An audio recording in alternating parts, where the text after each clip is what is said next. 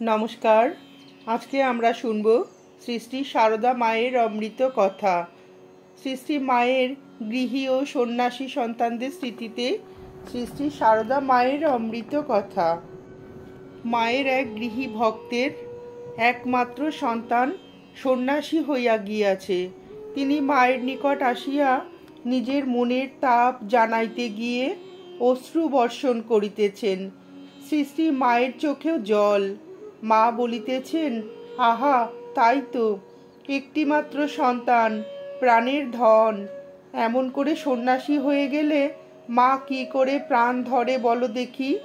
আবার অপর একদিন একজন যখন তার দুইটি সন্তানই সন্ন্যাসী হইবার জন্য ব্রহ্মচর্য লইয়াছে, ইহা মায়ের কাছে জানাইয়া বলিতেছেন, মা, সন্তানের কল্যাণ হয় সেইটি মায়ের কামনা। কি আছে সংসারে? ছেলে যদি পরম কল্যাণের পথে যায়, তার চেয়ে আনন্দের বিষয় কি আছে? মা তখন সহর্ষে বলিতেছেন, ঠিক বলেছ মা, পরম কল্যাণের পথে যদি ছেলে যায়, তার চেয়ে আর মায়ের আনন্দ কি হতে পারে? এই যে বিভিন্ন স্থানে মায়ের বিভিন্ন ভাবের উক্তি, উভয়ই তাহার আন্তরিক।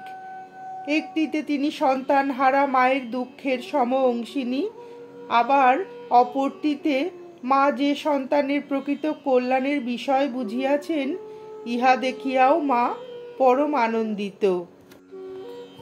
একবার শ্রীমার তাহার অসুস্থ অবস্থায় একদিন একজন গৈরিক বস্ত্র পরিহিতা মহিলা তাহার চরণ দর্শন করিতে আসিয়াছেন। তিনি মায়ের নিকট দীক্ষা লইবার জন্য অতিশয় ব্যাকুল হইয়া আসিয়াছেন। মা তখন খাটের উপর শুইয়াছিলেন। তিনি যেমন পদধূলি লইবার জন্য অগ্রসর হইয়াছেন, অমনি মা যেন সন্ত্রস্তা হইয়া বলিলেন, করো কি, করো কি, পায়ে হাত দিও না। গৈরিক ধারিণী সন্ন্যাসিনী তুমি, পায়ে হাত দিয়ে কেন আমাকে অপরাধী করো? মেয়েটি নিতান্ত দুঃখিতা হইয়া উত্তর করিলেন, অনেক আশা করে যে মা আপনার কাছে এসেছি, আপনি আমায় দীক্ষা দেবেন বলে। মা বলিলেন, ব্যস্ত হলে কি কিছু হয় মা? সময় হলে নিজেই হবে। দীক্ষা কি তোমার হয়নি? কে গেরুয়া দিয়েছেন? যার কাছে সাধন পেয়েছ, নিষ্ঠা করে তাকেই ধরে থাকো, সময়ে হবে।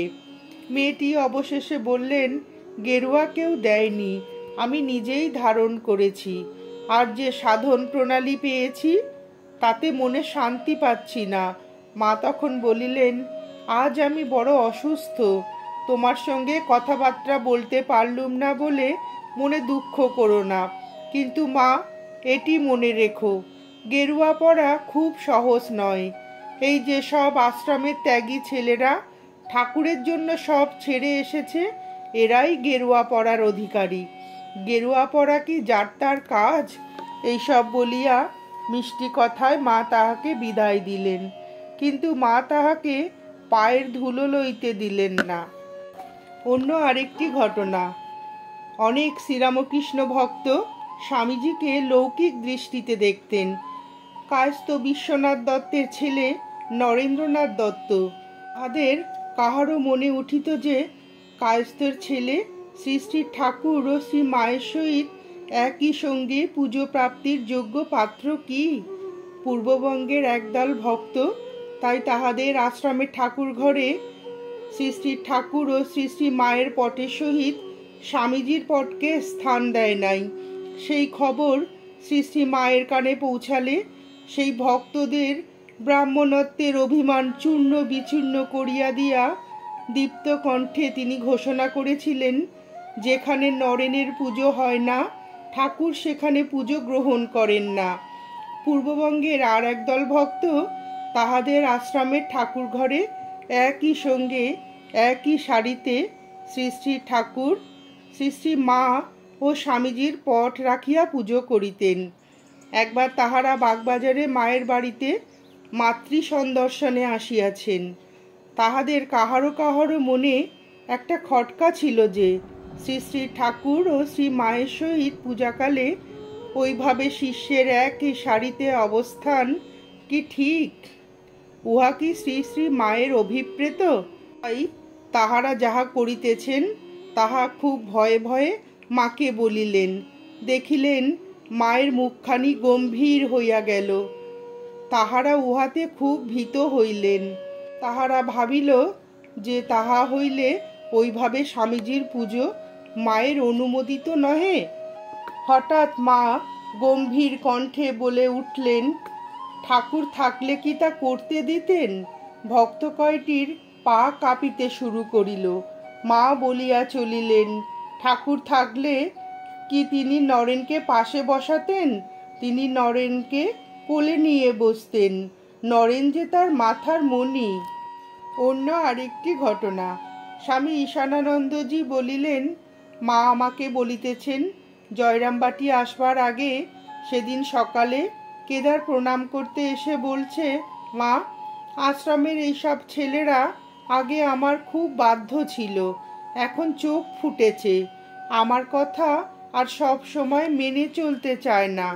আর শরৎ মহারাজও আপনাদের কাছে গেলে আপনারা আদর যত্ন করে কাছে রেখে দেন, ভালো খাবার থাকার সুবিধা পায়, বেশি কাজ করতে হয় না। তা মা, আপনারা যদি একটু বুঝিয়ে পাঠিয়ে দেন তবে বাধ্য হয়ে এখানেই থাকবে। আমি তার কথা শুনে বললাম, সে কি গো কেদার, ওসব কথা কি বলছো? ভালোবাসাই তো আমাদের আসল, এই ভালোবাসাতেই তো তার সংসার গড়ে উঠেছে। আর আমি মা, আমার কাছে তুমি ছেলেদের খাওয়া পড়ার খোটা দিয়ে কি করে বললে বলো দেখি? এই কথা বলিয়াই মা বলিতেছেন, আহা, এর জন্য ঠাকুরের কাছে কত কেঁদেছি, প্রার্থনা করেছি, তবে তো আজ তার কৃপায় মটর যা কিছু। আমার প্রার্থনা তোমার নামে, তোমাকে আশ্রয় করে যারা বেরোবে তাদের মোটা ভাত কাপড়ের যেন অভাব না হয়, আর ওরা সব তোমাকে আর তোমার ভাব উপদেশ নিয়ে এক স্থানে একসঙ্গে থাকবে। আর এইসব সংসার তাপদগ্ধ লোকেরা, শ্রী শ্রী মা হস্ত প্রসারিত করিয়া অনন্ত সংসারের দিকে দৃষ্টি নিক্ষেপ করিলেন, তাদের কাছে এসে তোমার কথা শুনে শান্তি পাবে। এই জন্যই তো তোমার আশা। ওদের ঘুরে ঘুরে বেড়ানো দেখে আমার প্রাণ ব্যাকুল হয়ে ওঠে। তারপর থেকে দেখি নরেন আমার ধীরে ধীরে ওইসব করলে। একদিন ভক্তদের চিঠিপত্র মাকে পড়িয়া শুনাইবার পর বলিলাম, মা, কই, আমার তো জপ ধ্যানে তেমন মন বসছে না, জপ ধ্যান তেমন করতেও পারছি না। শ্রী শ্রী মা একটু গম্ভীর হইয়া বলিতেছেন, জপ ধ্যান লোকে করে কেন বলো দেখি? আমি ইহা শুনিয়া একটু চুপ করিয়া আছি। একটু পরে মা আবার বলিতেছেন, এইসব ছেলেদের চিঠিপত্র শুনে মন আবার চঞ্চল করছো তো? এমনি বসে জপ ধ্যানের চেয়ে ঢের বেশি হচ্ছে। মন খারাপ করোনি, সময়ে সব বুঝতে পারবে। ঠাকুর তোমাদের ইহকাল পরকাল সব দেখছেন।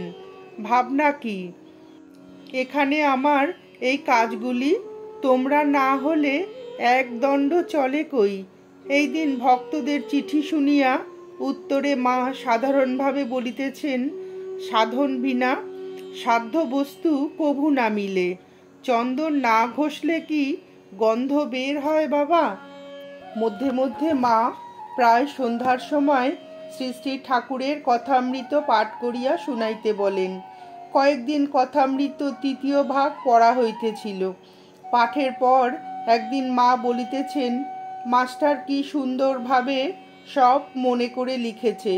শুনতে শুনতে মনে হচ্ছে যেন সাক্ষাৎ সামনে সব কথা হচ্ছে। কি বর্ণনা! আর এসব কথা যেন হৃদয়ে গেঁথে থাকে। এই সমস্ত পড়ে শুনেই তো আজকাল এত লোক তার দিকে ঝুঁকেছে, শান্তি পাচ্ছে। এসব অমোঘ কথা। আমি বললাম, মা, ঠাকুরের এমন ভাব উপদেশ কত সুন্দর, মন যেন ভরে ওঠে। মা বলিলেন, আহা, তাই তো বাবা, কেউ যদি সামান্যও ধারণা করতে পারে তাহলে জীবন ধন্য হয়ে যাবে। শ্রী শ্রী দুর্গা পুজো আসিল। অষ্টমীর দিন একটি ভক্ত ছেলে কতগুলি পদ্মফুল লইয়া আসিলেন। সদর দরজার নিকটে আমাকে দেখিয়াই ভক্তটি দুই হাতে ফুল সমেত হাত তুলিয়া আমাকে লক্ষ্য করিয়া বলিলেন, দাদা নমস্কার। মা উহা দেখিয়াছিলেন। ভক্তটি ফুল রাখিয়া চলিয়া গেলে মা আমাকে বলিলেন, ওই ফুল দিয়ে মা সিংহ বাহিনী বা ঠাকুরের পুজো চলবে নে, ওগুলো ফেলে দাও।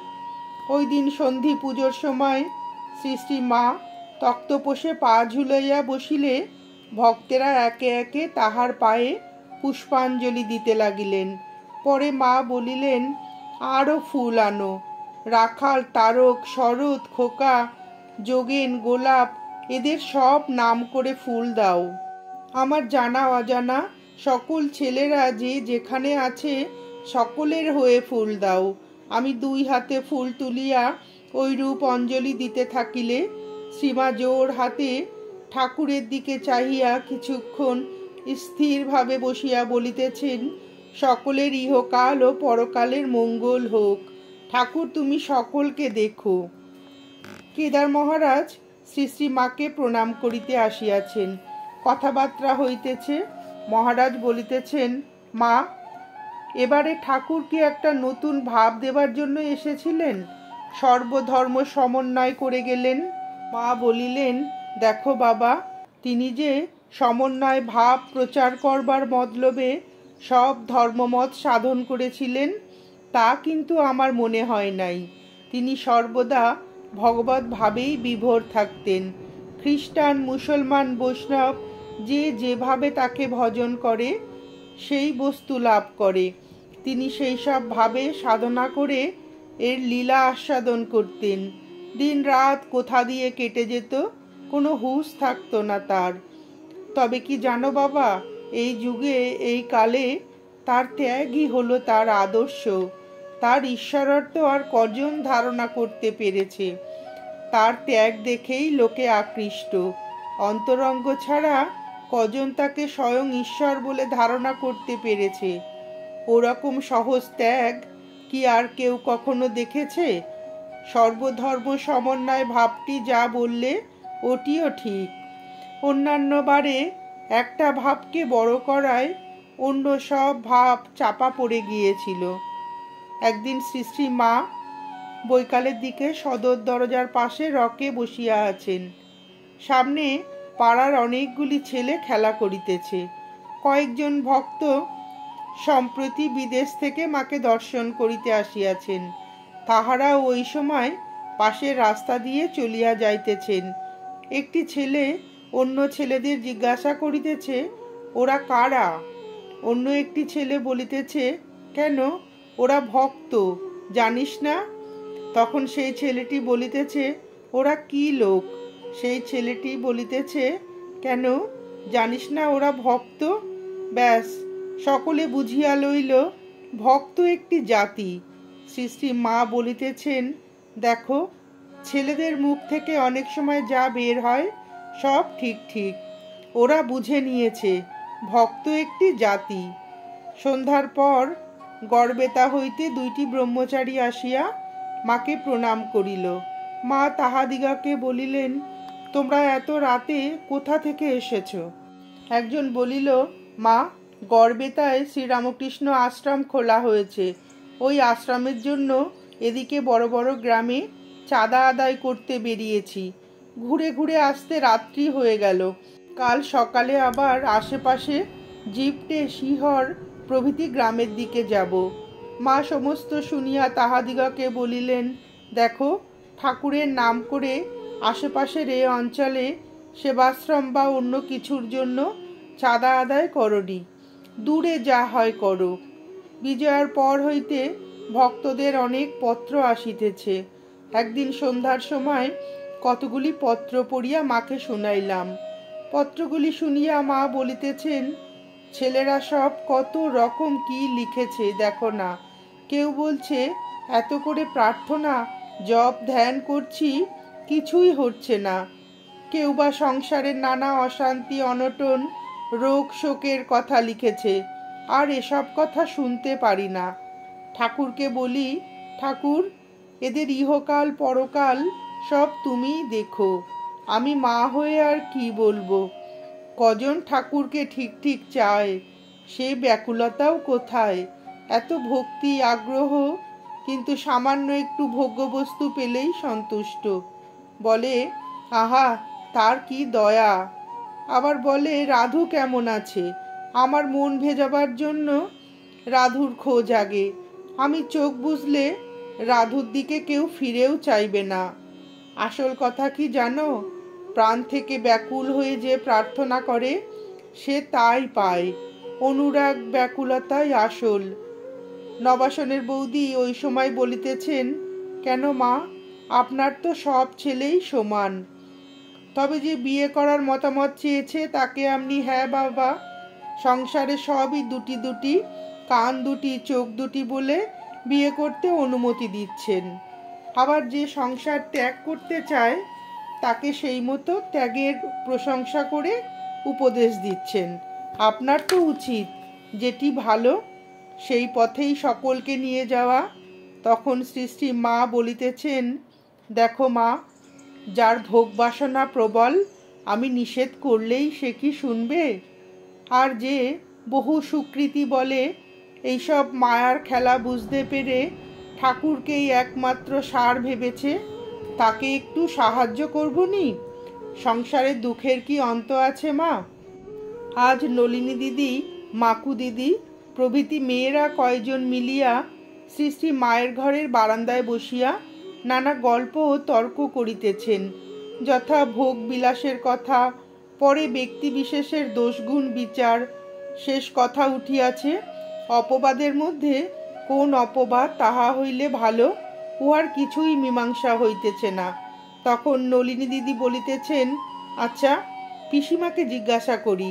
এই বলিয়া মাকে বলিতেছেন, আচ্ছা পিসিমা, বলো তো অপবাদের মধ্যে কোন অপবাদ ভালো? উহা শুনিয়া সকলে একটু হাসিয়া উঠিলেন।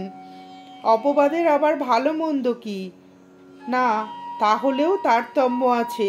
এইরূপ একটু কথাবার্তার পর শ্রী শ্রী মা বলিতেছেন, তবে ধনের অপবাদই ভালো। কোনো লোককে যদি বলা যায় উনি বেশ ধনী লোক, সে উহা শুনে প্রথমটায় মুখে দীনতা বা অসন্তোষ যাই দেখাক না কেন, তার অন্তরটি বেশ খুশিই হয়। এইসব কথার পর মা আবার বলিতেছেন, এ তো তোদের সব অনেক কথা হলো। আচ্ছা তোরা এখন বল দেখি নলিনী, কোন জিনিসটি ভগবানের কাছে প্রার্থনা করতে হয়? তখন নলিনী দিদি বলিতেছেন, কেন পিসিমা, যাতে মানুষ সুখে থাকতে পারে, আর এই জ্ঞান ভক্তি এইসব প্রার্থনা করতে হয়। শ্রী শ্রী মা ধীরে ধীরে বলিতেছেন, নলিনী, সে তো হলো, কিন্তু এক কথায় বলতে গেলে ঠাকুরের কাছে অন্তর থেকে নির্বাসনা প্রার্থনা করতে হয়। কেননা বাসনাই সকল দুঃখের মূল, বারবার জন্ম মৃত্যুর কারণ, আর মানুষের মুক্তি পথের অন্তরায়। বুঝলি নলিনী? নমস্কার, আজ এ পর্যন্তই। শ্রী শ্রী মায়ের সন্ন্যাসী ও গৃহী ভক্তদের স্মৃতিতে শ্রী শ্রী সারদা মায়ের এই মধুর অমৃত কথা শুনে আপনাদের ভিডিওটি কেমন লাগলো জানাবেন। ঠাকুর ও শ্রী শ্রী মায়ের আশীর্বাদ আপনাদের সকলের মাথার ওপর অঝোর ধারায় বর্ষিত হোক, এই প্রার্থনা করে ভিডিওটি শেষ করছি।